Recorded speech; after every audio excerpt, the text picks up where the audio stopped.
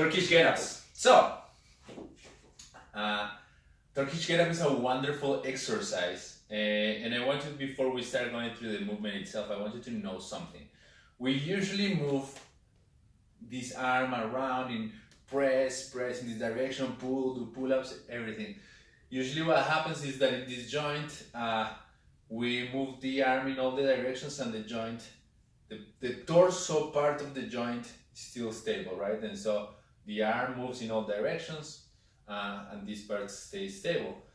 The Turkish Get Up is awesome because the opposite happens. In the Turkish Get Up, what we want is that the arm stays straight and perpendicular to the whole ground, and your body moves around it. So we're keeping this part of the joint stable, and we're moving all the body around it in all the ranges of motion possible.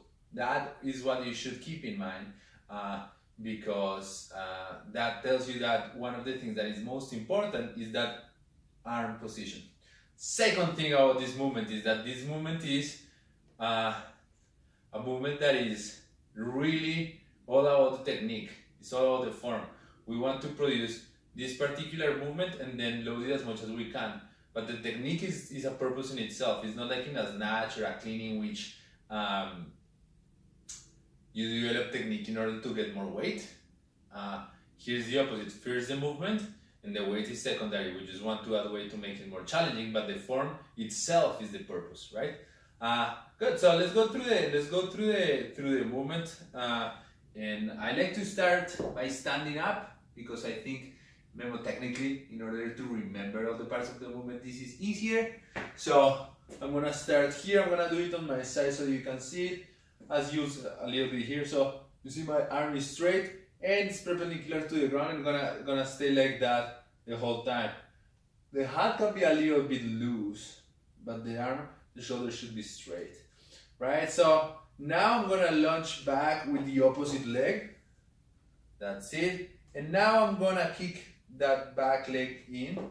That's it. Keeping that arm straight. I'm gonna find that floor with my other hand. Press the floor with your hand.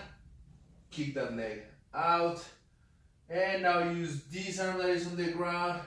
Elbow down and sit down. And as you'll see, my arm is still straight. I'm in the same position.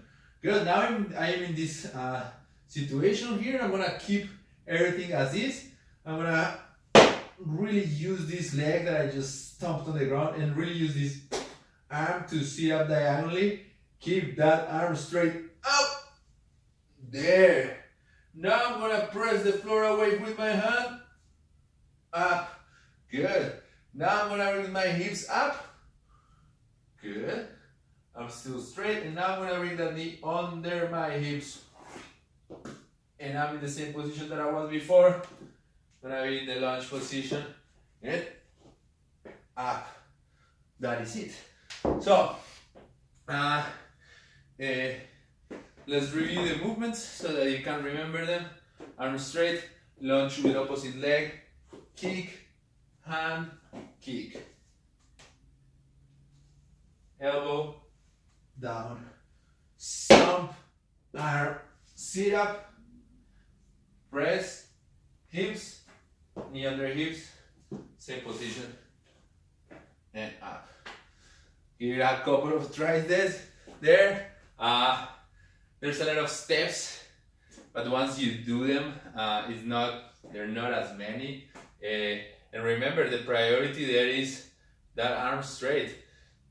The rest of the movement, like it's easier, and the technique is self-evident. If the movement doesn't feel good, then work on the particular part of the movement that is not working good, and deload a little bit, right? So if in the lunge I'm finding that like my arm is falling forward, good. That means that you can handle all the other part of the movement, but not that part. Deload a little bit. Same for the sit-up. If in the sit-up I cannot do the sit-up with a little bit of weight, then deload a little bit, right? Some parts of the movement will be stronger, and it's gonna be a little bit frustrating that you can do some parts of the movement with more weight than others. That's fine. You're as strong as your weakest link, so work on that weakest link in the intensity that it needs. That is it. Turkish Get Up.